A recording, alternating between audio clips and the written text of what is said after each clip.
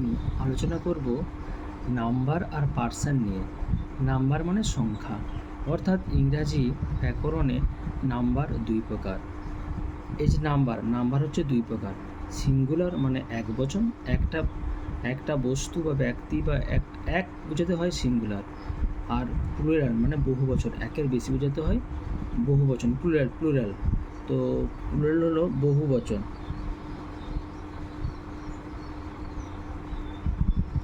আর singular বললে বোঝায় এক বচন।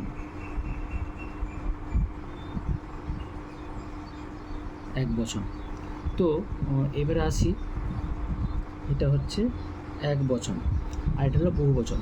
পার্সেন্ট, আচ্ছা পার্সেন্ট হচ্ছে তিন প্রকার: first percent, second percent, third percent.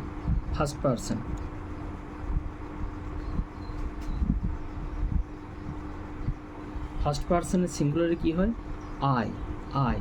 I অর্থে আমি। আচ্ছা, এবার আসি প্লুরাল মানে হচ্ছে আয়ের প্লুরাল হয় উই মানে আমরা, এটা হলো বহু বচন। এরপরে আসি সেকেন্ড পার্সেন্ট। আচ্ছা, সেকেন্ড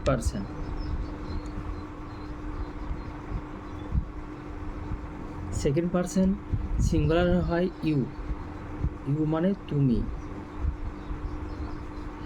আরেকটা হয় প্লুরাল হয় তোমরা, একই স্পেলিং একই প্রোনাউন্সিয়েশন, তুমি মানে তোমরা। কিন্তু এখানে লজিক হলো বাক্যটার প্রয়োগের ক্ষেত্রে বুঝে যাবে যে কোনটা সিঙ্গুলার আর কোনটা প্লুরাল। তুমি অর্থে সেকেন্ড পার্সনের সিঙ্গুলার ফর্ম, আর তোমরা অর্থে সেকেন্ড পার্সনের প্লুরাল ফর্ম। তো নেক্সট আসি থার্ড পার্সন, যেটা নিয়ে যারা নবীন শিক্ষার্থী এদের মধ্যে কনফিউশন হয়। Actually he, C,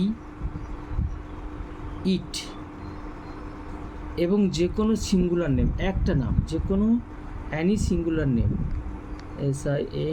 SINGULAR singular name হলে সেটা হবে third person singular. And third person plural হচ্ছে দে। এর বাংলা অর্থ হলো তারা। তো এভাবে আমরা পার্সন এবং নাম্বারের কনফিউশন দূর করতে পারি। অর্থাৎ যারা নবীন শিক্ষার্থী তাদের ক্ষেত্রে পার্সেন্ট এবং নাম্বার সম্পর্কে একটা ক্লিয়ার কনসেপশন প্রয়োজন, আদারওয়াইজ ট্রান্সলেশন করার ক্ষেত্রে সমস্যা হবে।